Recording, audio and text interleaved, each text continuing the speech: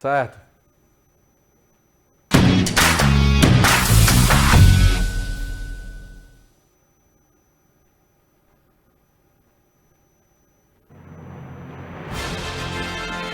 Olha o Hobbs, meus filhinhos!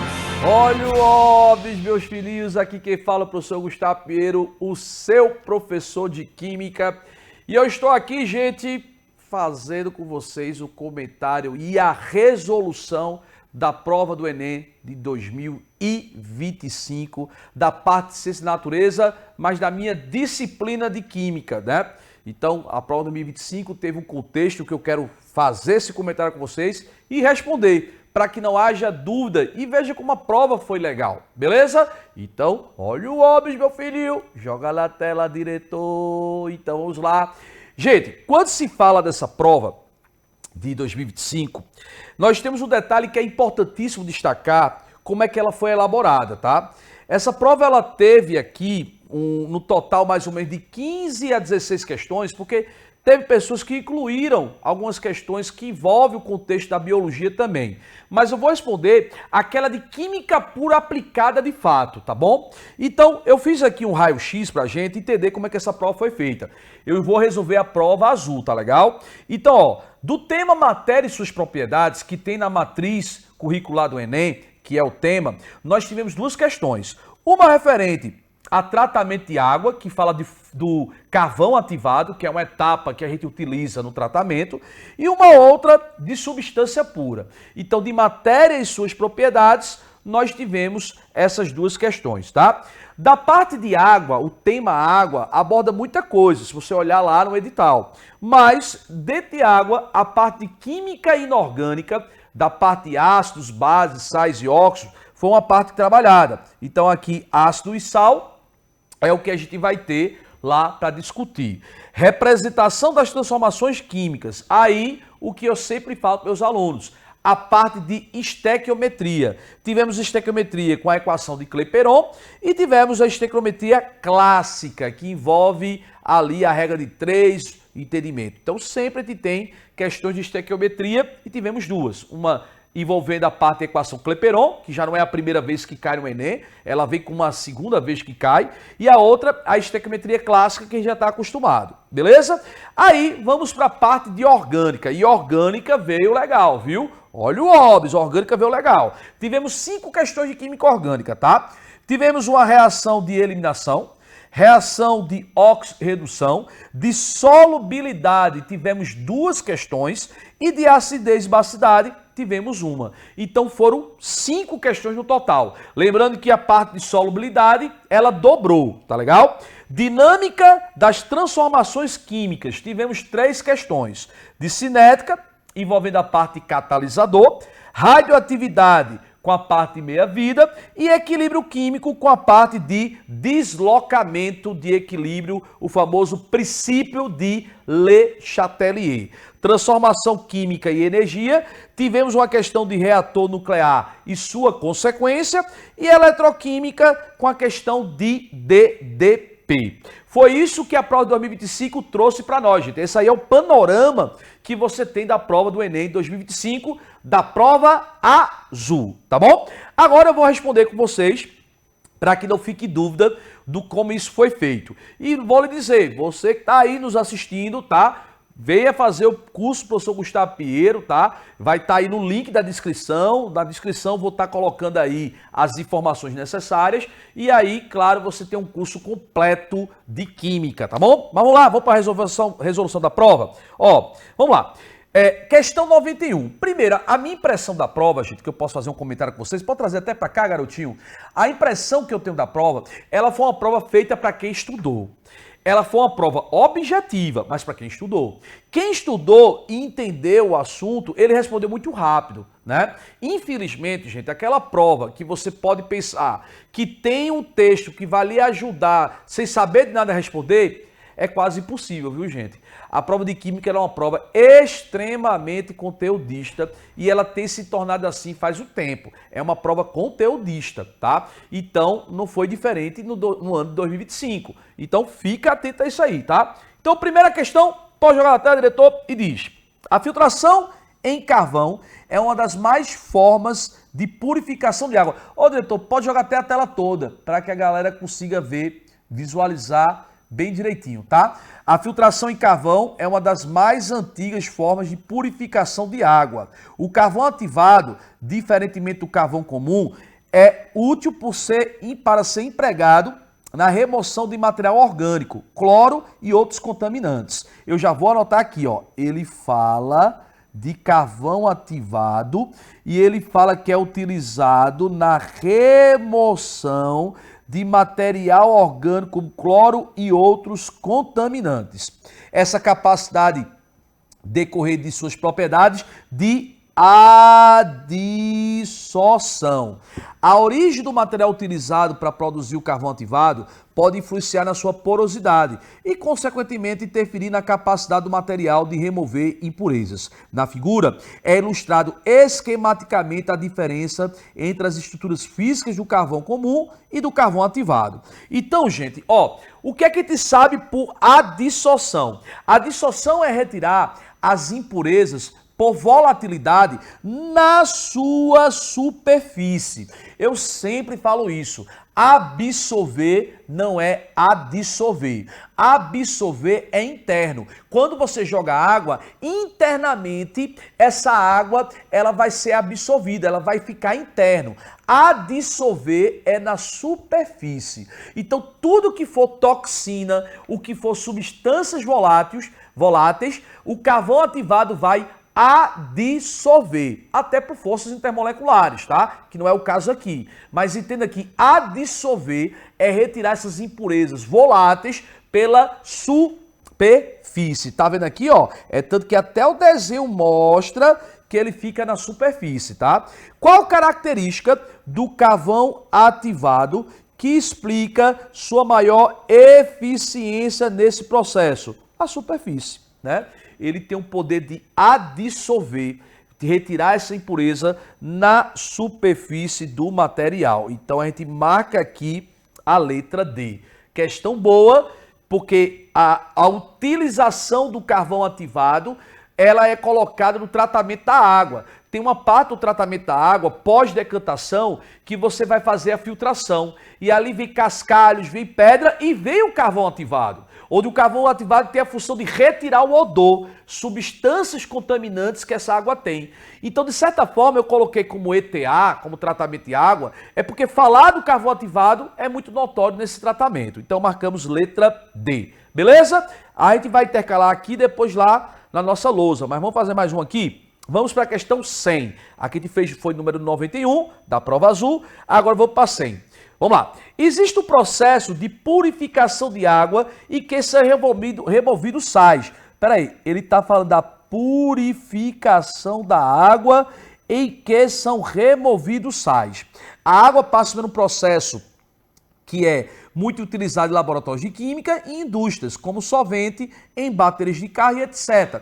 Entretanto, esse tipo de água não é adequado, pois pode causar problemas de saúde como carência iônica e diarreia. Essa água é chamada de, meus nobres, estamos falando de água, tá? Onde foi removido os sais. Remover os sais da água vai tornar essa água destilada.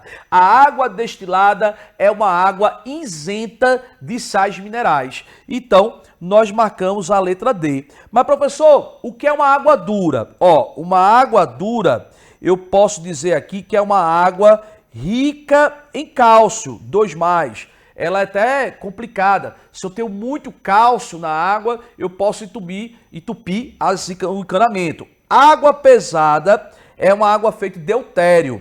Deutério é um tipo de hidrogênio. Ó. Eu boto D2O porque eu estou me referindo a esse tipo de hidrogênio, que é um hidrogênio mais pesado. Água sanitária é um sal de hipoclorito de sódio. Água destilada é a nossa água pura, tá? Que é a nossa água isenta de sais minerais, e a água oxigenada é o H2O2, o peróxido de hidrogênio. Então essa água que é purificada com a remoção de sais é a nossa água destilada, o que faz a gente marcar letra D. Uma questão de matéria e suas propriedades, falando o que é uma substância pura. Essa água é pura, ela é pura e composta, porque dentro da substância pura tem a pura simples, formada de um só elemento, e a pura composta, formada de 2 ou mais elementos químicos. Beleza, meus nobres? Esta foi a questão de número 100 da nossa prova azul. Beleza? Vamos aí, vamos andando. Questão 105 agora, joga na tela, diretor. Questão 105 da nossa prova azul. Todo mundo está vendo aí o reator nuclear. Como eu falei, reator nuclear é um tema que o Enem gosta muito, mas vamos entender o contexto onde o reator nuclear está jogado, tá? Está inserido. As usinas termonucleares são aquelas que produzem energia elétrica a partir da geração de energia térmica, proveniente das reações nucleares. Gente, uma termonuclear vai ter uma reação nuclear, só para a gente entender, de fissão. Uma fissão nuclear, que eu não posso esquecer que é uma fissão nuclear, é a quebra do núcleo. E claro que esse núcleo é quebrado através do bombardeamento de nêutrons. Eu jogo o nêutron num determinado núcleo, eu quebro, formando mais núcleos, tá? Formando mais núcleos, e eu tenho que entender que nessa quebra vai ter liberação de energia. E essa energia que é liberada, ela é utilizada para vaporizar a água, e essa água em forma de vapor movimenta uma turbina. A gente vai ver isso, tá? Normalmente, essas usinas funcionam por meio de 2 circuitos, denominados circuito primário, vaso de pressão e pressurizador e bomba, e circuito secundário, gerador de vapor, turbina, condensador, tanque de alimentação e bombas, além de um sistema de água de refrigeração, formado por uma bomba ligada a uma fonte hídrica natural. Olha aqui, o reator é onde tem a reação. Esse combustível é o nosso combustível físsil. Geralmente é urânio 235 que vai ser quebrado. Esse urânio vai ser quebrado, ele vai liberar calor, vai formar vapor, e esse vapor vai movimentar uma turbina que vai gerar eletricidade, tá? Durante a operação da usina, se o sistema de água de refrigeração funcionar de forma ineficiente, pode causar poluição térmica, comprometendo a vida do ecossistema aquático. Para o ecossistema aquático, a ineficiência do sistema da água de refrigeração tem como consequência. Gente, o que é o sistema de resfriamento? Essa água fria vai para o condensador e depois volta para o sistema aquático. Se essa água ela não é resfriada, o que é que vai acontecer com a água aqui? A temperatura vai aumentar. E tem um cientista chamado Henry, tá? Que ele analisou a solubilidade de um gás no líquido. E são 2 fatores que alteram a solubilidade de um gás no líquido. Pressão, que ocorre de maneira direta, e a temperatura, que ocorre de maneira inversa. Quando a temperatura aumenta, a solubilidade do oxigênio, ela não vai aumentar, ela vai diminuir. E isso é uma preocupação que tem no reator nuclear. Se isso ocorre de maneira ineficiente, você tem um problema de um superaquecimento na água. E se tem esse superaquecimento na água, a quantidade de oxigênio vai diminuir, o que pode acarretar no desequilíbrio da fauna do local. Então, diminuição do pH? Não.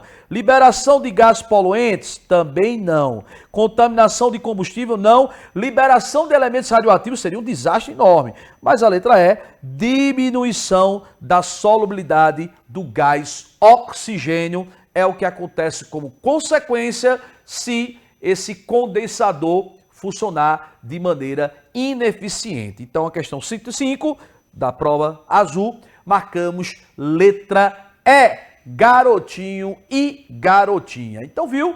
Uma questão legal, trabalhando a questão do reator, não diretamente você entender que o reator é uma fissão, talvez não, ali, e sabendo que o reator tem esse problema, né? Eu sempre falo para meus alunos, gente, o reator, além da reação de fissão, ele tem esse detalhe. É tanto que Angras dos Reis, que aqui no Brasil, temos o reator nuclear. E o pessoal diz, as águas de Angras são mornas. E tem a ver com a questão do reator, né? Claro que essa água morna não tem ao ponto de diminuir tanto o oxigênio para dar esse desequilíbrio, porque há uma fiscalização sobre isso, beleza? Esta foi a questão 105. Vamos para mais um aqui, depois a gente intercala lá no nossa lousa, tá? Questão 106. No início do século XIX, as fórmulas das substâncias eram representadas de modo diferente do atual. A figura apresenta uma fotografia bem antiga, de 1909, que registra uma aula de química ministrada em um colégio em Santos. Um olhar mais atento para permitir que os compostos químicos eram representados. Gente, vocês estão vendo aqui, ó, eles colocavam aqui o índice da substância em potência. Diferentemente, por exemplo, se eu for escrever H2O, a gente escreve H2O assim, mas naquela época, né, antigamente, vamos botar aqui, ó, de forma antiga, eles escreviam assim, H2O. Seria a escrita deles, ó, H2O. Seria desse jeito. Isso é uma maneira antiga, tá? O nitrogênio era chamado de azoto e simbolizado pela letra Z. Então, peraí, ele está dizendo que o nitrogênio tinha o símbolo AZ. Vê-se na lousa a equação representativa da adição do oxigênio ao monóxido de nitrogênio, AZO, que seria NO, com a formação do dióxido de nitrogênio, AzO2, então seria AzNO2. Analogamente, o nitrato de sódio, que é representado por NaAzO3, que seria NaNO3. Estou colocando as fórmulas de hoje, tá, gente? Em 1909, as representações do ácido nítrico e do cloreto de cálcio, tendo por base essas informações e seguindo a mesma lógica, seriam como? Ó, essa é uma questão que o aluno teria que ter a noção das fórmulas químicas. No próprio edital do Enem, ele cita quais são as principais fórmulas químicas que eu tenho que ter, tá? O ácido nítrico é um clássico. Como é que seria o ácido nítrico? O ácido nítrico é o HNO3. Mas como é que te escreve nos modos antigos o ácido nítrico? Eu boto HAZ, porque foi assim que ele colocou, e o oxigênio, ele vai ter o expoente 3, porque era assim que era escrito, tá? Já o cloreto de cálcio, eu tenho até a condição de botar a sua fórmula. Por quê? Eu sei que o cálcio, ele é um metal alcalino, terroso, que é um elemento do grupo 2 da tabela periódica. Ou seja, a sua valência é 2+. Ele perde 2 elétrons para alcançar a estabilidade. Já o cloro, ele é um cara do grupo 17, da família dos halogênios. Ou seja, ele vai ter a valência -1. Ele ganha 1 elétron para alcançar sua estabilidade. Não esqueçam, metais perdem e ametais ganham elétrons. Essa é a regra. Metal tem que perder, ametal tem que ganhar. Faça o cruz credo. O número 2 que tem aqui vai ser a quantidade do cloro e o número 1 que tem aqui vai ser a quantidade do cálcio. Então, o composto formado é CaCl2, da maneira atual. Na maneira antiga, não foi feita nenhuma referência ao símbolo químico do cloreto de cálcio, então eu só faço assim, CaCl2. Coloco o expoente 2, que era assim que antigamente era escrito, tá? Então, com isso, nós marcamos letra A, beleza? Questão, eu classifico com mais difícil, porque o aluno teria que ter a noção de que é uma fórmula química do ácido nítrico e a fórmula química do cloreto de cálcio. Então, é uma questão que requer o conhecimento melhor do aluno, entende? ele teria que estar conectado esse detalhe. Beleza, meus nobres? Gostaram? Questão 106 da nossa prova azul. Vamos para a questão 109? Mas aí vem cá comigo, diretor. E aqui a gente tem essa estrutura maravilhosa, gente. É uma estrutura maravilhosa que faz o curso do professor Gustavo Pinheiro Química 10, não Química 10, o professor Gustavo Pinheiro hoje, né? Sabe que é essa estrutura e também aqui no nosso YouTube, tá? Nosso YouTube tem essa qualidade para você ter aí uma melhor forma de ver, né? De ter uma estrutura que lhe ajude de todo jeito. Você vai ser agradado de todo jeito. Gente, eu tava ali na questão, eu passei aqui, deixa eu ver quais são as questões que eu tô. Deixa eu ver até aqui, né, meu editor? Vamos ver aqui aonde a gente vai, já foi do reator. Eu acho que é aqui, né? Aí eu fiz a 106. Vamos agora para a questão 109. Eu vou até ampliar um pouquinho aqui para a gente dar uma lida nessa questão 109. Muito boa, tá? Muito boa. E eu quero que vocês fiquem atentos. Vamos lá. Questão 109. O fruto de cajueiro em um aquênio repleto de um líquido escuro, quase preto, cáustico e inflamável. Esse líquido de casca da castanha de caju representa aproximadamente 25% da massa de castanha e é um subproduto do agronegócio do caju. Quando submetido a altas temperaturas, o ácido anacárdico presente no LCC é convertido em cardanol, que recebe a denominação de LCC técnico, conforme o esquema. O LCC técnico é produzido por meio de uma reação orgânica. Meus nobres, olha, o que é que a gente vai fazer? Nós vamos reconhecer o que é que está acontecendo de um lado para o outro e tentar ver o que é que ocorreu. Então, primeiramente, o que é que nós temos aqui? Hidroxila ligado a um anel aromático. Isso daqui é fenol. Deixa eu aumentar aqui a tela, vou até aumentar a tela só para poder você enxergar direitinho. Então aqui, ó, temos que é fenol, hidroxila ligada a anel aromático, tá? Então toda vez que você tiver hidroxila ligado a anel aromático, é fenol. Aqui você tem hidroxila ligado ao anel aromático, fenol. Aqui, ó, você tem C-O-OH, ácido carboxílico, tá? Aqui é o ácido carboxílico, beleza?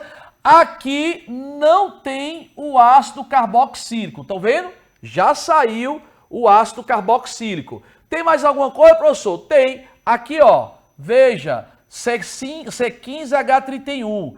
Isso aqui é um radical hidrocarbônico. C5H31, isto é um radical hidrocarbônico. Meus nobres, olha, vocês estão vendo que desapareceu o ácido carboxílico. Você não tem mais este ácido carboxílico aqui, galera. Cadê meu ácido, diretor? Não tem mais não, ó. O ácido carboxílico que estava aqui, você não tem mais, tá? E se não tem mais, o que é que isso quer dizer? Que ele foi retirado. Então, houve um desaparecimento, ó, uma retirada de ácido carboxílico. Então, isso quer dizer que é uma hidrólise? Não, hidrólise é interagir com água. Foi água que saiu, gente? Não. Fenilação, eu estou dizendo que saiu o grupo fenil, que é um derivado aromático, não faz sentido. Esterificação, formação de éster, não teve éster formado. Hidrogenação, a entrada de hidrogênio, não, houve retirada no caso, mas houve uma descarboxilação. Todo mundo está vendo que houve a saída do ácido carboxílico. O DES é muito forte. Isso significa dizer que foi retirado o ácido carboxílico. Então a descarboxilação foi o que ocorreu aqui. Então, gente, às vezes uma questão de reação orgânica, às vezes é muito mais uma análise do que está acontecendo com a molécula do que você preparar uma reação. Então, como saiu o ácido carboxílico, houve uma descarboxilação. Beleza? Tranquilo? Essa foi a questão de número 109 da nossa prova azul. Gostou? Deixe seu like que está nos acompanhando nessa resolução, que é muito importante para que muitas pessoas possam ver o que está sendo feito aqui. Beleza, meus nobres? Vamos para mais uma? Vamos lá, vamos para mais uma, tá? Vamos aqui jogar a questão, cara. Aqui a gente não brinca em serviço não, né, diretor? Então, ó, questão 110. Cara, questão 110, questão que envolve a parte de radioatividade. Meus nobres, quem está nos assistindo não pode deixar de ver essa estrutura nossa e aproveitar a Black Friday. É o Lucroba, garotinho? Eu tô aqui. Nossa Black Friday. Opa, tem que ficar aqui, né, garotinho? Então, nossa Black está rolando. Então, você que está aí nos assistindo, faça isso, que você quer ter o curso com essa estrutura do professor Gustavo Pinheiro. Nossa Black está em cena, viu, garotinho? Para você fazer, que vai ser muito legal. Baratinho o investimento de 1.200 por 600, 50% de desconto, cara. Aproveite, você vai ter uma plataforma com todas as aulas gravadas, atualizadas para o próximo ano. Elas estão atualizadíssimas, tá? Com material digital já, e com listas extras, com simulado. Gente, é uma coisa surreal. E detalhe, com acompanhamento ao vivo, né? A partir de março de 2026, né? E isso ela ocorre todos os anos. Nós temos um acompanhamento ao vivo também. Além de todas as aulas gravadas que vocês terão, de todos os conteúdos, todo o material digitalizado, listas digitalizadas, vocês têm um acompanhamento também ao vivo. Então vai aí, não aproveite nossa Black. Não tem o QR Code não, né, diretor? Mas eu vou botar aí no link da descrição. No link da descrição vai ter o preço da Black para vocês. Beleza? Qualquer coisa, siga também o professor Gustavo Pinheiro nas redes sociais. No nosso Instagram, @Prof. Gustavo Pinheiro. Você também tem sempre informações e sempre dicas legais lá. Beleza? Vamos lá, diretor. Vou voltar. Fizemos a Black. A Black chegou. A Black chegou, garoto. Então lá. Química nuclear. Radioatividade sempre é uma questão importantíssima, tá? E ele diz o seguinte, a química nuclear é uma importante ferramenta na produção de substâncias utilizadas na área da saúde humana.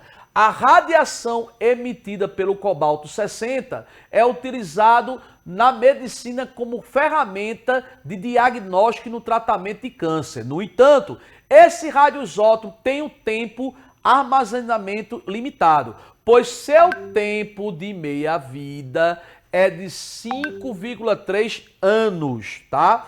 Considerando o frasco com uma amostra contendo 2 gramas, então temos 2 gramas aqui, tá? Temos aqui 2 gramas, tá? Então, do material, e 5,3 é a meia-vida. Durante o tempo de... O armazenado durante um período, ele foi armazenado durante o período de 26,5 anos. A pergunta, a questão é, a massa em miligramas que restará ao final desse tempo? Meus nobres, nós sabemos que a meia-vida é um tempo necessário para que algo caia para sua metade. Nesse caso, é a massa do material radioativo, tá legal? Então, vamos lá. Eu tenho que o tempo aqui, né, para saber quantas meias-vidas vão se passar, eu vou pegar 26,5 e vou dividir por 5,3. O que é que tu tá fazendo, professor? Eu tô sabendo quantas meias-vidas se passaram para sair do pontapé inicial e chegar ao pontapé final. São necessárias 5 meias-vidas, tá? Ou seja, se você não quiser fazer isso, tu vai passando uma meia-vida, outra meia-vida e vai somando esses anos. No final, tem que bater 26,5 anos. Mas eu já sei que eu tenho que passar um total de 5 meias-vidas. Então lá, 2 gramas é o início. 2 miligramas, na verdade, tá? Passou uma meia-vida, o valor que eu tenho é 1 miligrama. Gente, olha que legal. Eu já excluo letra A e já excluo letra B. Eu tenho que passar 5. Use isso na prova, tá? Aí, ó, vai passar outra meia-vida, a segunda, e eu tenho que agora, o valor que eu tenho aqui vai ser a metade de 1, 0,5 miligramas. Aí, vou passar mais outra meia-vida, vou botar aqui, ó, a terceira, metade de 0,5, 0,25. Já eliminei a letra C. Vou passar mais outra meia-vida, a quarta, tá? Aí já vai para 0,125 miligramas. Eliminei a letra D, então só nos resta a letra E. Então eu vou passar a nossa última meia-vida, que seria a quinta, a metade de 0,125 vai dar 0,0625 miligramas. É a resposta da questão. Mas você viu que quando chegou na quarta meia-vida, já deu a resposta. Então isso eu falo para os alunos ficar atento, porque você ganha tempo, né? Não tem para que você fazer todo mundo aí. Lembrar que meia-vida, garotinho e garotinha, você pode vir para cá, não é uma função logarítmica. Não é uma função linear. Me perdoe, perdoe, professor de matemática. Meia-vida não é uma função linear, que se faz por regra de 3. É uma função logarítmica, uma função exponencial. Então, não dá para fazer por regra de 3, tá? Então, essa questão que te respondeu foi a questão de número 110 da prova azul. Uma questão que envolve a parte de dinâmica das transformações químicas, que está dentro da parte de radioatividade. Beleza? Vamos para mais uma, diretor. Aqui não brinca em serviço não, tá? Vamos ver aqui, ó, 113 não é, 114 não é. Vamos para cá, ó, 115, cara. Essa questão, eu acredito que ela foi uma das mais difíceis do Enem, tá? Ela foi bem chatinha aqui. Eu vou até que vir para... Eu consigo botar mais para lá? Consigo não, né, diretor? Eu vou ler por cá, né? Em uma aula prática de química orgânica, o professor identificou os frascos de várias substâncias, apenas por suas formas moleculares. Em seguida, apresentou a representação tridimensional da molécula borneol, um álcool secundário. Então, sublinha, ele está dizendo que é um álcool secundário, conforme a figura. Então, é isso. Então, ele está colocando que tem até a figura aí para nós, tá? Então, vamos lá, conforme a figura. Deixa eu ver aqui. Show, chegou a tinta, tá? Aí, ó, ele explicou que quando oxidado, o borneol dá origem à cânfora, uma acetona usado desde a antiguidade, como incenso e no preparo de medicamentos. Finalmente, o professor solicitou que os alunos identificassem os frascos contendo a substância de cânfora, tá? Então ele dá aqui o borneol e aí ele fala: o frasco contendo cânfora apresenta que fórmula? Ei, cuidado, aqui é o borneol, tá? Ele diz que o borneol é um álcool secundário. Isso aqui, minha gente, é um álcool secundário. Por quê, ó? Borneol, eu tenho hidroxila ligada a um carbono saturado. Hidroxila ligada ao carbono saturado. Você tem que aqui é um álcool, tá? É um álcool secundário. Por que secundário? Porque ele está ligado aqui e está ligado aqui, a 2 carbonos. Mas ele disse que essa molécula aqui vai sofrer uma oxidação, ou seja, vai ter a entrada de oxigênio aqui. Ele vai oxidar. Aí ele vai oxidar aqui nesse carbono. E aí, ó, detalhe, quando ele oxida, ele deixa bem claro que esse cara vai se transformar numa cetona. Olha aqui, ó, transforma numa cetona. Professor, o que é uma cetona? Cetona é dupla O entre carbonos. Então, o aluno tem que entender, aonde tem um grupo álcool, vai virar cetona. Aí olha só o que eu vou fazer, viu, gente? Presta atenção, viu? Presta atenção no que eu vou fazer. Ó, eu vou apagar aqui o hidrogênio. Vou até apagar aqui, ó. Vou apagar aqui o hidrogênio. Deixa eu ver se tem outra cor aqui pra gente colocar. Isso, show. Eu vou apagar aqui o hidrogênio, ó, porque agora ele vai deixar de ser um álcool e vai virar cetona, que é a dupla O entre carbonos. Agora é uma cetona. Essa molécula deixa de ser borneol, porque agora ela oxidou, e virou a nossa cânfora.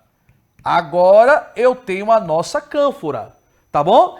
Agora o que é que eu vou fazer? Eu vou contar os camaradas que tem aí para poder chegar na resposta. Vamos lá? Então, contando, eu tenho aqui, ó, um carbono, esse cara agora é um carbono, 2, 3, 4, 5, 6, 7, 8, 9, 10.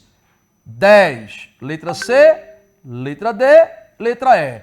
Olha que maravilha, gente. Eu já vou descontar. Cara, é impressionante essa questão. Eu já vou desprezar a letra D e eu já vou desprezar a letra E, gente. Só por que você vai desprezar a letra D e a letra E? Porque não tem 2 oxigênios. Tá vendo que não tem 2 oxigênios?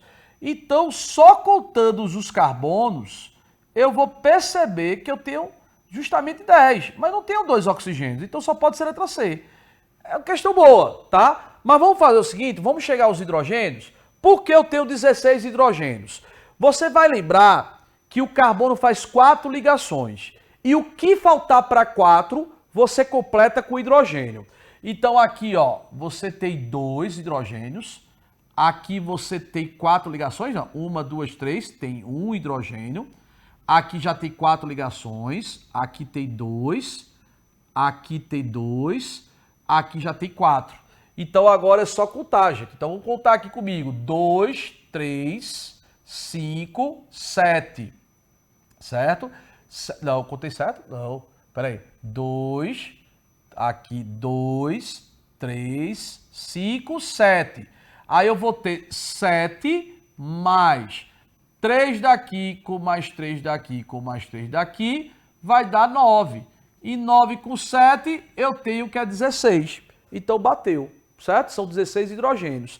Então, essa é uma questão que é legal, cara. E é uma questão que fala de reações orgânicas, diretor. Uma questão de reações orgânicas.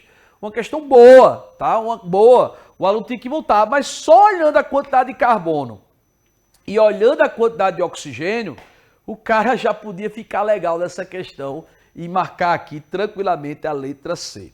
Beleza, meus nobres? Tranquilidade total? Vamos para a próxima, tá? Aqui a gente não brinca em serviço, não brincamos em serviço, tá? Ó, a questão 116, estamos com a prova azul. Quem está nos assistindo é a prova azul. 116, 119, questão 117. Esta é legal, viu? Esta o aluno teria que ter um conhecimento bem específico, pois trabalha a parte de equilíbrio químico. E nessa parte de equilíbrio químico tem que ter um conhecimento legal. Beleza? Vamos lá. Se liga aqui. Ó, para a produção de titânio metálico ou de óxido de titânio puro, tá? Vocês têm aí que ele vai dizer que é necessário fazer a cloração do minério, que contém dióxido de titânio, com o objetivo de separar esses óxidos de outras substâncias presentes no minério. A principal reação química da cloração é, gente, olha só o que eu tenho aqui. Primeiro que o ΔH positivo significa dizer que a reação é o quê? Endotérmica. Endotérmica.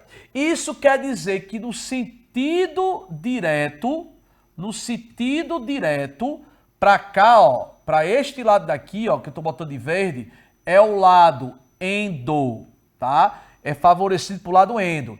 Agora, no sentido contrário, deixa eu ver se eu mudei aqui a cor. Tá preto, vou botar outra corzinha aqui, ó. No sentido contrário, eu vou ter que desse lado aqui, não é o lado endo, é o lado qual? Exo, tá? Então, no sentido dos reagentes, eu tenho o lado endotérmico e no sentido dos produtos, perdão. O de verde, lado endotérmico, no sentido dos produtos. E no sentido dos reagentes, eu não tenho o lado endotérmico, eu tenho o lado exotérmico. Certo? Outra coisa, toda equação que eu pegar, eu tenho que verificar se ela está balanceada. Tá. Agora tem um detalhe, gente. Na análise do equilíbrio, eu tenho que lembrar que não entra estado sólido. Só entra estado gasoso ou meio aquoso. Então percebam, aqui tem 2 mols, que são 2 volumes. um mol daqui com mais um mol daqui, eu tenho 2 volumes. Por que eu já estou fazendo isso? Porque possa ser que a questão analise pressão. E para analisar pressão, tem que analisar o volume. E para analisar o volume, eu só posso analisar no seu estado gasoso. Gasoso. Beleza? Aí ele fala, depois da cloração, o tetracloreto de titânio é considerado e é condensado e convertido novamente a dióxido de titânio. Após o sistema atingir o equilíbrio químico, como a formação do TiClO4 é favorecida? Opa, ele quer aumentar a quantidade de TiCl4. Aí ele fala, aumentando a pressão total. Meus nobres, pressão não vai mudar nada. Por quê? Porque os volumes estão iguais. Mesmo que ele aumente a pressão, não vai ter mudança, porque tanto o lado esquerdo como o lado direito é a mesma quantidade de volumes gasosos. Volumes gasosos. Lembre-se que o TiO2 não participa, tá? Diminuindo a temperatura. Diminuir a temperatura, eu vou retirar. Eu não vou para o lado endotérmico, eu vou para o lado exo. E o lado exo é o que está de vermelho. Eu não quero ir para cá, eu quero ir para ali, ó, para o que está de azulzinho. TiCl4. Então dá errado também. Aumentando a pressão parcial de O2. O aumento da pressão parcial é uma parcela de pressão. Todo aumento de uma quantidade vai para o lado oposto. Repito, todo aumento de quantidade vai para o lado oposto. Mas, professor, tu acabou de dizer que a pressão não muda. Pressão total. A pressão parcial é uma parte da tua pressão. Entende? Então, se eu aumentar a quantidade de O2, que é esse cara aqui, ó, eu vou para o lado oposto, que é o lado que eu não quero. Então, não dá certo, tá? Agora, ele diz aqui, ó, aumento da pressão parcial de Cl2. Pera aí, se eu aumentar a quantidade de Cl2, eu vou para o lado oposto da minha reação. E o lado oposto favorece o TiCl4? Com certeza. Então, marcamos a letra D. Sempre que ele falar de pressão, tenha cuidado com a coisa. A pressão, ela pode ser anulada pelo aumento de diminuição se for pressão total. E se a quantidade de volumes estão iguais, que não foi o meu caso. Que foi meu caso, perdão. Você tinha volumes iguais do lado direito e do lado esquerdo, levando em conta que o TiO2 é sólido, então não participa da pressão. Agora, olha o Hobbes, joga a vinheta, diretor, para não esquecer do Hobbes agora. Olha o Hobbes. Sendo que, o que é que vocês não podem esquecer?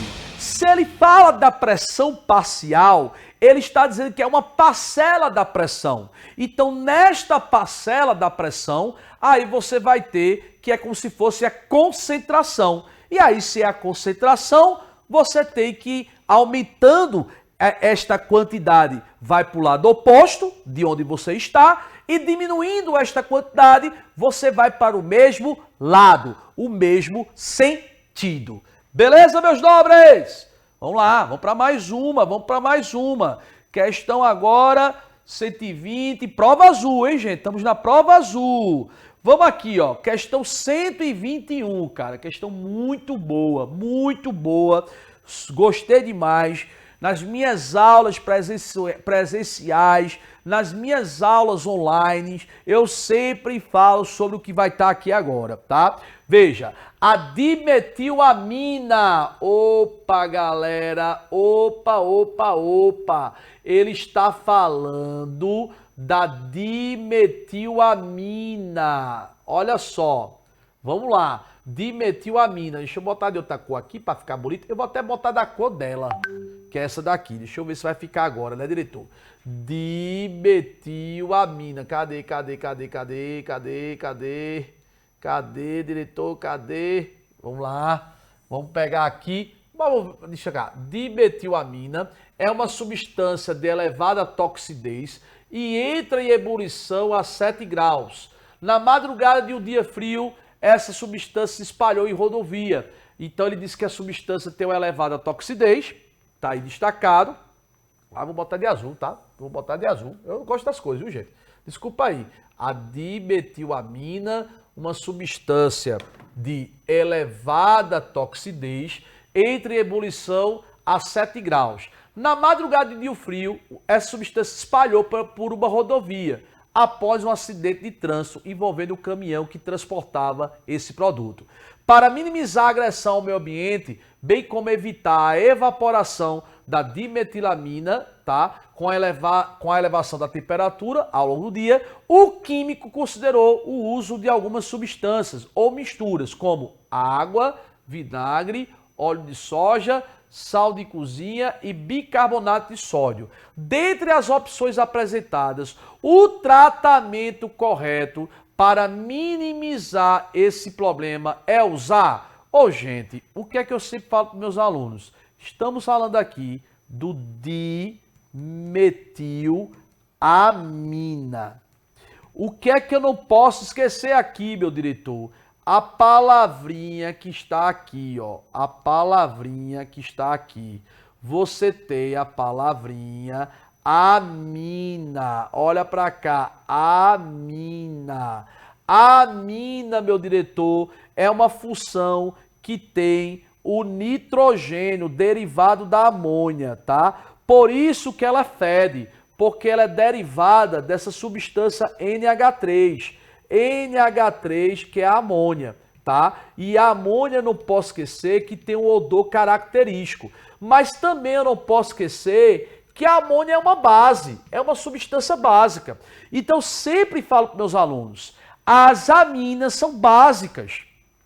Não importa o grau de basicidade entre as aminas, mas eu tenho que lembrar que as aminas são básicas, tá? Então, se eu lembro que as aminas é uma base e ela tem esse odor característico, o peixe, por exemplo, é um tipo de amina que ela libera. Se eu lembro disso, gente, eu resolvo questões. Então, se eu quero eliminar esse caráter básico que eu tenho das minhas aminas, eu vou eliminar com a substância de caráter o quê? O que é que elimina uma substância de caráter básico? O que é que eu não posso esquecer? Uma substância de caráter ácido. E aí eu incluo no meu repertório, ó. Na orgânica, quem são os ácidos? Ácido carboxílico, fenol e enol são as substâncias de caráter ácido. Claro que a prova foi mais simplista, porque água, falso, vinagre, certo. O vinagre neutraliza corretamente. O vinagre é justamente o nosso ácido carboxílico. Então o aluno teria que saber que as aminas são substâncias de caráter básico da química orgânica. Essa questão é a 121, tá legal, gente? Então o aluno tem que ter essa compreensão, que as substâncias de caráter básico são as aminas, na química orgânica. Se ele entendesse que a amina tem caráter básico, quem elimina uma base é uma substância de caráter ácido. E na química orgânica, uma substância de caráter ácido é ácido carboxílico, fenol e enol. Olha que legal. Isso nos ajuda completamente, galera, completamente, tá? Uma questão de conhecimento técnico. O aluno partir do princípio que ele sabe que uma amina tem caráter básico para poder neutralizar a substância de caráter ácido, né? Mas ele teria que ter esse conhecimento, entende? Tranquilo? Show de bola, tá? Então marcamos letra B. Letra B. Beleza? Vamos para mais uma? Vamos para a questão 124. Eu vou me transferir lá para a mesa, né? Que estamos chegando aí, eu acredito, mais ou menos para o final. Acho que tem umas 3 questões para finalizar. E aí a gente vai fazer essas questões. Então, gente, essa é a estrutura, só para lembrá-los. Essa é a estrutura do nosso curso do professor Gustavo Pinheiro. Ô, meu diretor, tem aquele do QR Code, mas não, você não tem mais aquele do QR Code que tem aí. Lembra que foi usado até na nossa última revisão online, o aulão online nós usamos. Mas enfim, está aí o desconto. Eu vou jogar aí na descrição a nossa Black, né? Deixa eu colocar até mais para cá. A nossa Black, onde a gente está fazendo esse curso maravilhoso para vocês, tá legal? Então, a nossa Black está lançada aí. Vá na nossa plataforma, vá no nosso Instagram e o curso com tudo que vocês estão vendo aqui, aqui eu ia dizer ao vivo, ó, aqui vocês estão vendo, vai estar oferecido para vocês. Aulas de até 20 minutos, todas as aulas gravadas. Gente, tem noção? Você ter todas as aulas gravadas desse estúdio aqui, maravilhoso, com material digitalizado, onde eu vou resolver questões também, em aulas separadas, né? Então, um material bem denso, bem atualizado, para que você tenha o melhor suporte e custando apenas R$600, que você pode dividir até em 10 vezes, tá legal? Muito bom, muito legal para fazer esse investimento e ter aí um acompanhamento online de grande qualidade. Beleza, meu diretor? Vamos correr para a gente finalizar essas resoluções. Olha o Hobbs, meus filhinhos, tá legal? Ei, cheguei aqui, agora pode vir, vamos fazer mais questão. Vamos lá, olha só, a gente andou um bocado, hein? Fizemos várias questões. Aqui, ó. Fizemos essa, da dimetilamina, e agora vamos fazer justamente essa questão 124. Olha aí a Black dos sonhos. Esta é a Black dos sonhos. Então corra, garanta a sua vaga, não perca tempo. Estamos aí, meus nobres alunos, dando start para a grande Black, para a grande sacada aí, para que você tenha aí a melhor forma de ter um acesso à sua universidade pública e também lhe dar condição para outras universidades, porque o nosso conteúdo ele é aprofundado, ele aborda tudo. Como a prova de Química do Enem é uma prova conteudista, a nossa plataforma ela se adapta a qualquer outro curso que você queira, tá? Então tá aí a nossa Black de 1.200 por 599,90, baratinho. Você divide isso e até quantas vezes você quiser. Beleza, garotinho? Vamos lá, questão 124. Aí você pode jogar aquela tela maior, diretor, bota lá embaixo, como você sempre faz, de maneira magnífica, onde a gente vai resolver essa questão. Beleza? Vamos correr. Diz, os objetos de prata escurecem com compostos contendo enxofre, por causa da formação de uma fina camada de sulfeto de prata. O método simples para clarear o objeto consiste em forrar um recipiente com papel de alumínio, adicionar ao recipiente uma solução aquosa de cloreto de sódio e, enfim, mergulhar o objeto de prata enegrecido. Em cerca de 3 minutos, a prata volta à coloração original. As seguintes semi-reações e os respectivos potenciais padrão de redução, então vou destacar aqui, ó, são potenciais padrão de redução. Show de bola.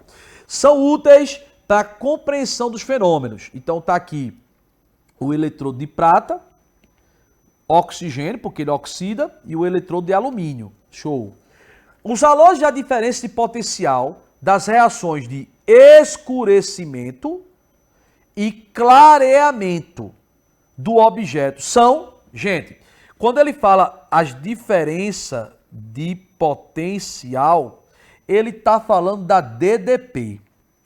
E a DDP, você vai pegar o maior potencial de redução menos o menor potencial de redução. Eu faço assim, tá? Você como vai o seguinte, eu vou ter, no escurecimento, eu vou chamar de DDP1. E o clareamento, eu vou chamar de DDP2. No escurecimento, vai ter a prata e o oxigênio, até porque ele oxidou, né? Houve o oxigênio interagindo. E no clareamento, vai ter a prata e o alumínio. Então, são esses dois casos que eu vou usar. No primeiro, eu utilizo a prata e o oxigênio, os potenciais, porque escureceu é a ação do oxigênio ali, tá? E no clareamento, eu vou pegar a prata e jogar o alumínio, que foi o que a questão disse. Tá legal? Então, vamos para o primeiro cálculo. DDP1, que é o do escurecimento. Vou pegar o maior. Aí vamos lá, vou destacar aqui, viu? Ó, eu tenho a prata, certo? E tenho o oxigênio. Quem é o maior? Mais 1,23 menos o menor, que é 0,69. Menos com menos, mais 1,23 com 0,69, eu tenho que isso daqui vai ser mais 1,92 volts. Gente, olha que legal, já deu a letra B. Mas eu vou calcular a DDP2, que é do clareamento. Certo? Vou lá. Vou anotar aqui, ó. Vai ser a prata com alumínio. Quem é o maior? É a prata. Menos 0,69. Com menos 1,68. Lembrando que é o menor, perdão, o maior menos o menor. Então, tenho 0,69 mais 1,68. Certinho? Aí eu tenho, ó, que nesse final, isso daqui vai ser igual a 0,99 volts. Confirmando a nossa letra B. O aluno tinha que entender que eram dois fenômenos diferentes, né? Um de escurecimento e o outro de clareamento. Então, a partir do momento que ele identificasse que no escurecimento tinha o oxigênio com a prata e no clareamento tinha a prata com alumínio, usa a DDP, que é o maior menos o menor. Cuidado ali na segunda equação, porque alumínio e prata, os potenciais são negativos. E quem está mais próximo de zero é que vai estar sendo maior. Um detalhe, viu? Só de forma eletroquímica falando. O maior potencial de redução, ele vai reduzir. E o menor potencial de redução, ele vai oxidar. Se você abrir a tela diretor novamente, só para ele ver lá em cima o que eu acabei de anotar. Quem tem o maior potencial de redução vai reduzir e quem tem o menor potencial de redução vai oxidar. Mas aí era uma questão tranquila. Printa, que é sucesso, marcamos letra B, questão 124 da nossa prova azul. Beleza, meus nobres? Vamos para mais uma. Eu acho que está faltando 3 aí, tá? Que é a parte de estequiometria e uma de cinética química. Vamos lá. Questão número 125, na prova azul, a primeira de cálculo estequiométrico. A primeira de cálculo estequiométrico.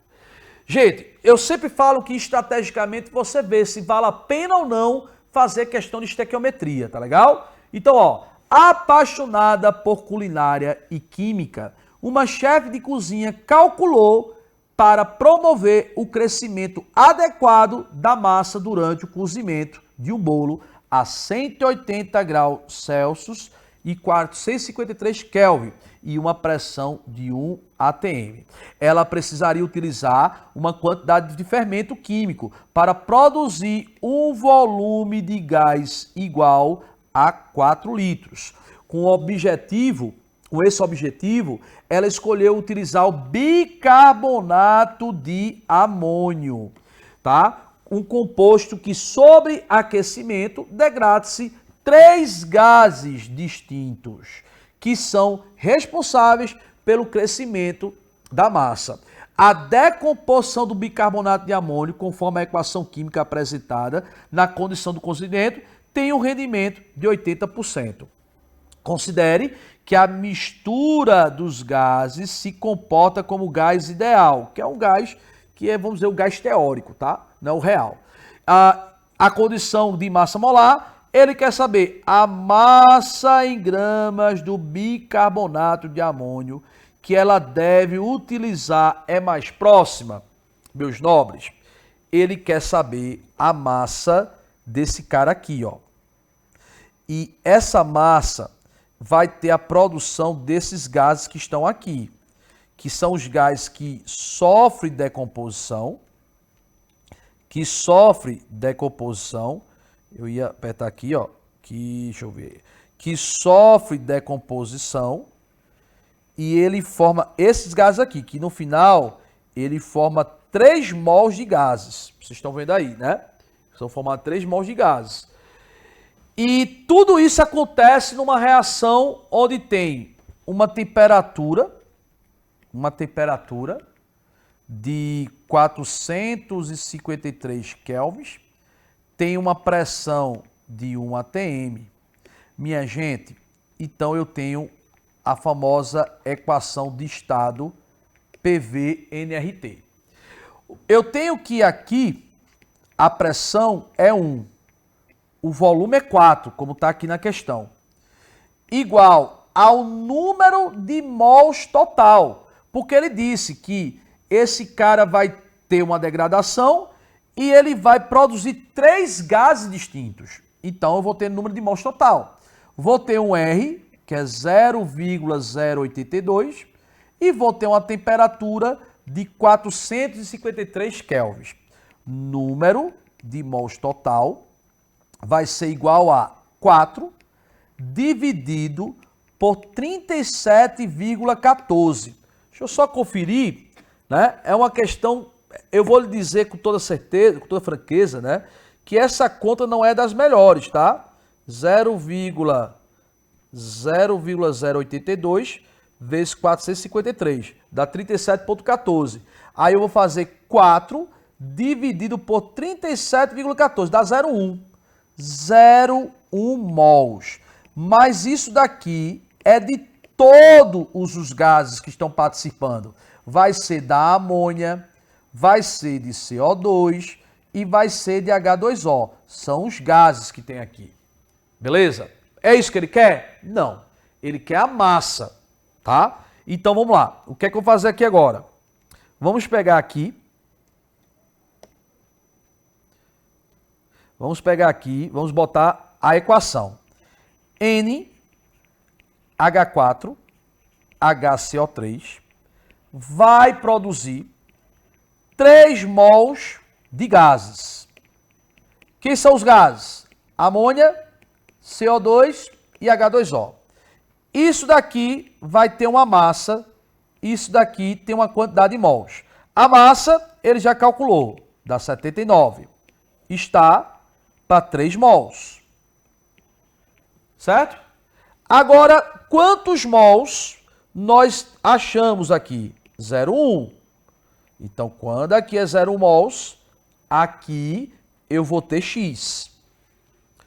Vou botar para cá o X, tá? Este X vai ser igual a 79 multiplicado por 0,1 dividido por 3. Certo? Então, chama para cá. Vamos pegar aqui. O que é que a gente vai ter? Vamos ter aqui 0,1 multiplicado por 79 dividido por 3. Meus nobres, isso daqui vai dar 2,8 gramas de bicarbonato de amônio. Sendo que agora que vem o pulo do gato. Isso daqui está para 80% do rendimento. E ele disse que ele quer saber a massa de bicarbonato que ela deve utilizar, certo? Então, o que ele vai utilizar é o que é o 100%. Então, aqui vai ter outra variável, que eu vou chamar de Y. Então, agora, eu vou pegar... E ele bota aqui até um valor próximo, hein, gente? Vou pegar 2,8 multiplicado por 100 e vou dividir por 80. Isso daqui vai ser igual a 3,5 gramas de bicarbonato de amônio. Sacou? O valor que eu achei é para 80%.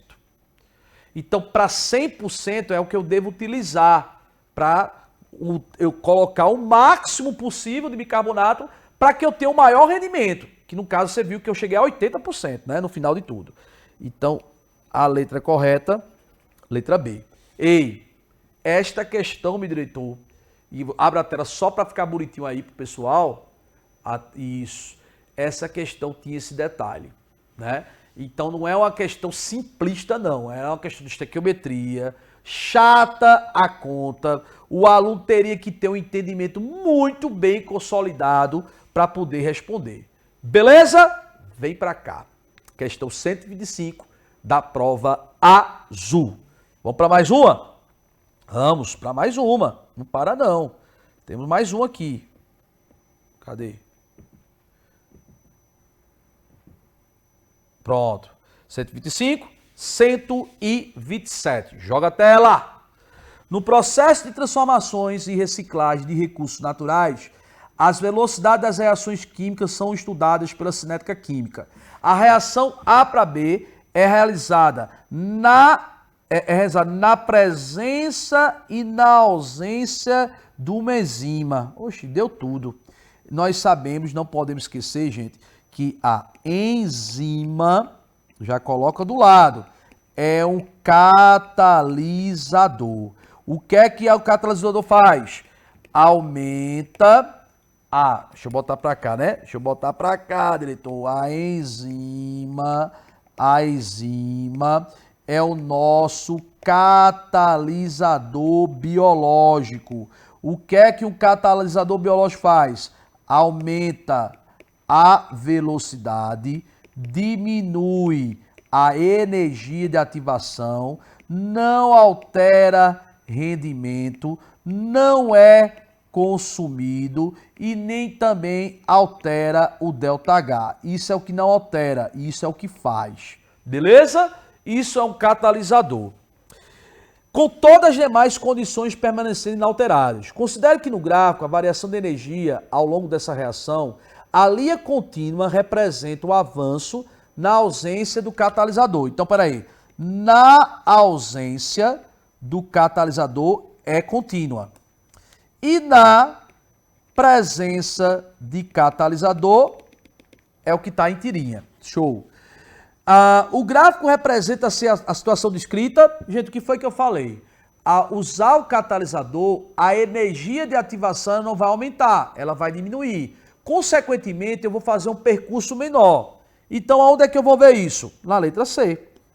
Veja, se você olhar daqui para cá, o que está contínuo é porque ele está na ausência do catalisador. E o que está pontilhado está na presença. Observe que houve uma diminuição na energia de ativação.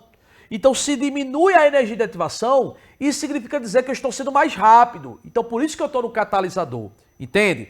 Então, eu tenho que esse gráfico da letra C é o melhor representa. O que é contínuo, ele é maior, o que é pontilhado é menor, porque na presença do catalisador, eu acabo sendo mais rápido. Então, essa questão 27 da tua prova azul, marcamos letra C.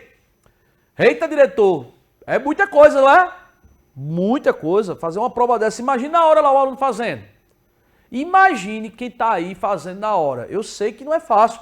E ele vai ter ainda física, ele ainda vai ter biologia e ele ainda vai ter 45 questões de matemática. E eu não parei nem um minuto. Resolvendo, como se... né?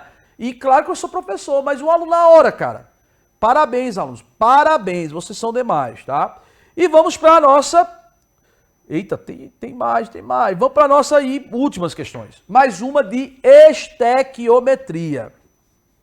O Brasil é o maior produtor mundial de nióbio, metal utilizado na fabricação de vários tipos de aço, automotivos, estruturais e inoxidáveis. O processo utilizado na produção de nióbio é a redução do aluminotérmica de NB2O5, com excesso de 10% de alumínio. Já anota aqui porque, cara, ó, tem duas coisas que ele deu. Nióbio em sua massa molar e falou que tem excesso de alumínio, que a massa molar do alumínio é 27 gramas por mol.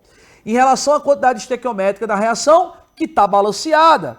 Porque você vê esses numerozinhos na frente, significa dizer que a equação já está balanceada. Tá legal?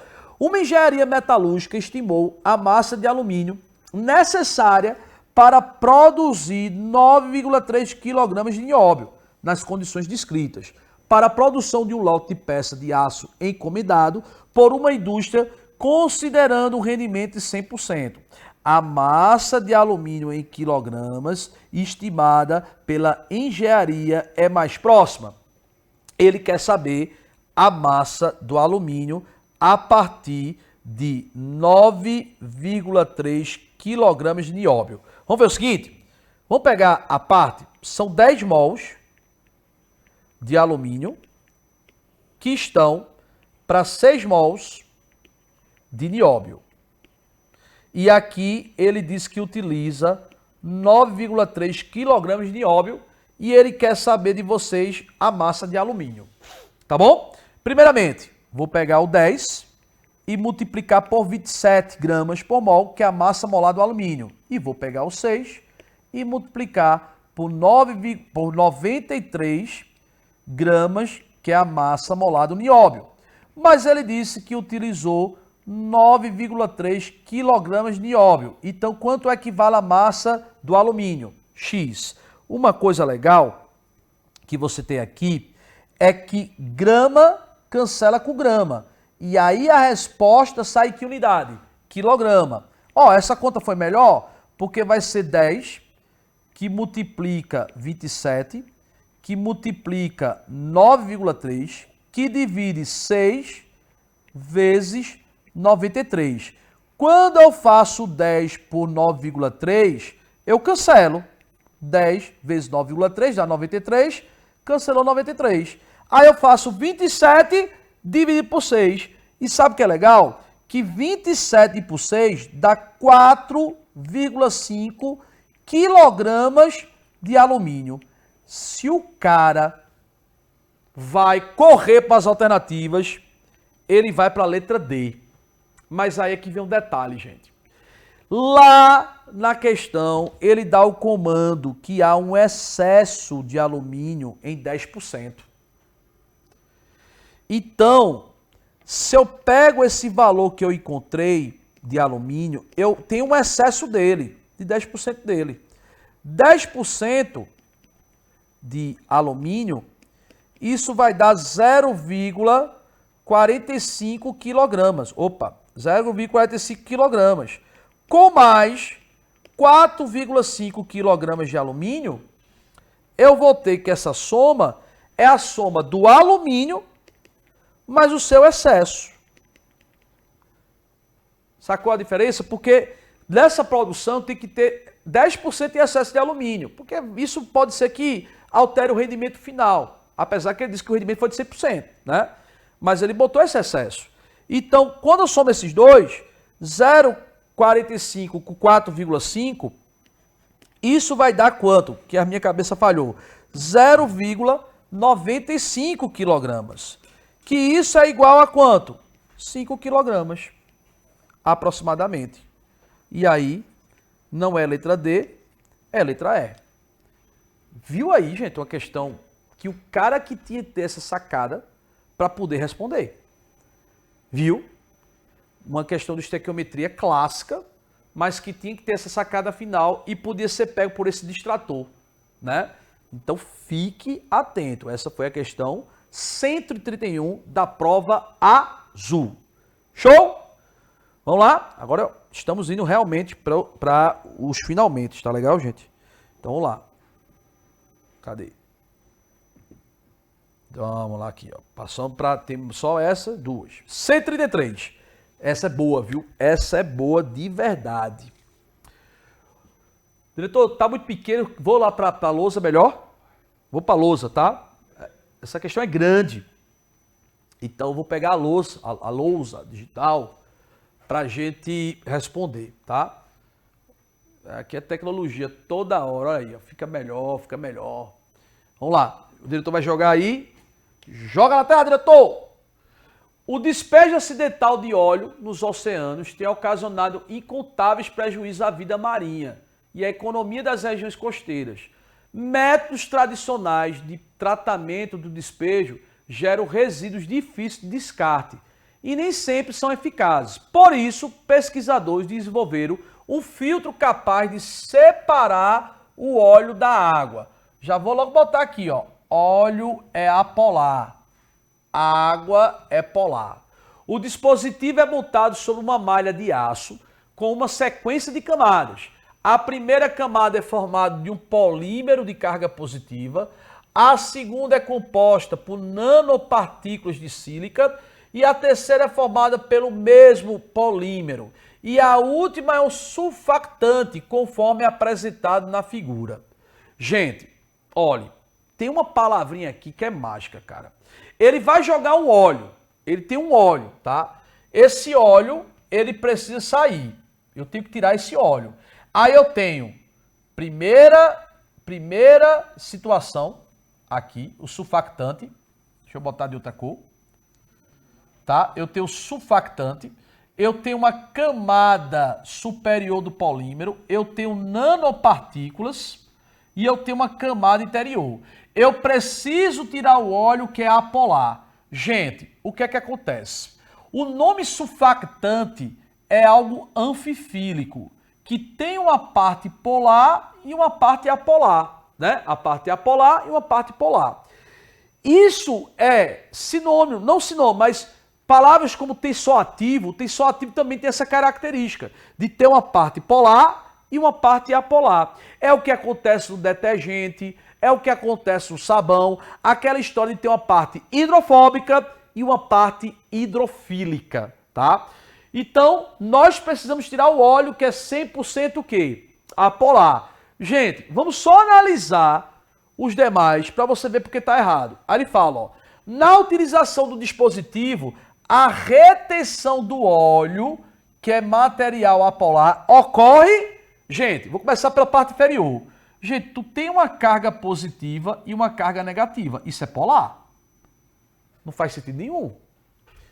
Vou para o nano. De novo, uma interação de carga negativa com carga positiva. Polar, não adiantou de nada. Vou para a camada superior do polímero. Carga positiva com carga negativa. Polar. Algo polar consegue reter esse óleo? Não. Então quem vai conseguir? O surfactante. Porque, gente, o surfactante, ele pode ter essa região polar, mas a outra região que ele vai apresentar não pode ser polar, tem que ser o quê? Apolar. Então é nessa região aqui que com certeza o meu óleo vai ficar retido. Então o surfactante, ele tem uma parte apolar que vai atrair por interação intermolecular a sua parte apolar. Você viu que os demais não tem como, que são regiões polares e não cabe ao óleo. O óleo tem interação pelo seu semelhante, que é característica apolar. Surfactante, tensoativo, substâncias anfifílicas que tem essa característica. Sacou? Então, surfactante, uma questão boa, marcamos letra A. Ó, um aluno teria que ter um domínio legal para responder essa questão, viu? Foi a nossa questão 133 da prova azul. E para finalizar, temos a questão 134, também trabalhando polaridade das moléculas orgânicas. Alguns hormônios sexuais têm ganhado notáveis atenção nos últimos anos, por suas concentrações cada vez maiores no solo, na água e em todo o mundo. O motivo da preocupação é porque os níveis poluentes, eles têm sido associados ao câncer de mama e ao câncer de próstata, além de perturbar a fisiologia dos peixes, podendo ainda afetar o desenvolvimento reprodutivo de animais domésticos e selvagens. Assim, o descarte inadequado desses hormônios representa uma séria ameaça ao solo, plantas, recursos hídricos e humanos. De baixa polaridade, eles apresentam uma solubilidade pequena, variável em água, dependendo dos grupos presentes em suas estruturas, representando um grande risco para os ambientes aquáticos. As figuras a seguir apresentam as estruturas de algum desses hormônios. Olha aqui esses hormônios, tá? Então, ele fala que de baixa polaridade, ele apresenta um risco para os ambientes aquáticos, o que apresenta uma baixa polaridade em água. Aí ele fala, do ponto de vista das interações químicas, qual desses hormônios apresenta maior solubilidade e ambiente aquático, ou seja, gente, maior solubilidade em água.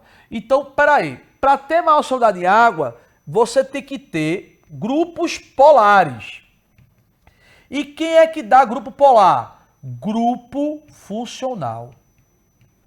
Grupo funcional polariza a molécula. Então vamos para o primeiro. OH é um grupo funcional. Vamos colocar aqui, ele tem quantos grupos funcionais? 2. Estriol, 1, 2, 3. Polar, polar e polar. Eles têm quantos grupos funcionais? 3. E a hidroxila, que é muito legal, porque faz ligação de hidrogênio, tá? Vamos para estrona. Um grupo polar e outro grupo polar. Eu tenho quantos grupos polares aqui? 2. Apesar que esse grupo aqui, o melhor grupo para água é a hidroxila, porque faz ligação de hidrogênio. Novestrol, um grupo polar, outro grupo polar. Temos 2 grupos polares. E o noneritidrona, eu tenho um grupo polar, que não é tão bom para água, mas é polar, e outro grupo polar, que é muito bom para água. Temos 2. Gente, dos que eu apresentei, quem é que tem mais grupo polar e ainda é ligação de hidrogênio é o estriol. Ele que com certeza vai ter uma maior afinidade com água. Então marcamos letra B. Certinho? Isso foi, gente, a resolução da prova do Enem do ano de 2025, a prova azul. Uma prova boa, uma prova conteudista, como o Enem tem se mostrado de 2025 para trás, de você pegar os 5 últimos anos, tem sido uma prova extremamente tradicional. Beleza, meus nobres? Black tendo, Black importantíssima. Para quem quer ter essa aula com o professor Gustavo Pinheiro, tá a nossa Black aí lançada. Então aproveitem, não deixe escapar a Black, viu? Aproveite, garotinho e garotinha, que é espetacular, beleza? Uma plataforma rica em aulas, rica em conteúdos, tá? Material digitalizado, 100% atualizado, dentro da expectativa do Enem, mas também de outros vestibulares, porque como o Enem é uma prova, tem se mostrado uma prova conteudista, o professor Gustavo tem essa pegada. Beleza, meus nobres? Espero que tenham gostado e até as próximas aulas aqui no meu canal, na plataforma, por aí onde você estiver. Beleza? Fui!